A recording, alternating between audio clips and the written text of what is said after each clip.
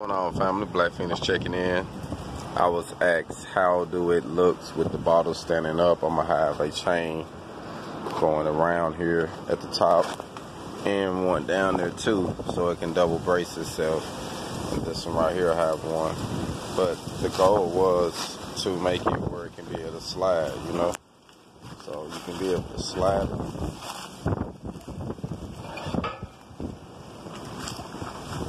It just went with it, you see what I'm saying? So that was the whole purpose of it. So you can, you know, ride around with it like this, and if you need to, you know, secure it properly on a site that might say everything need to be secured properly, and you can, you know, set it up like this here, chain it up that way, tighten it down and chain it here.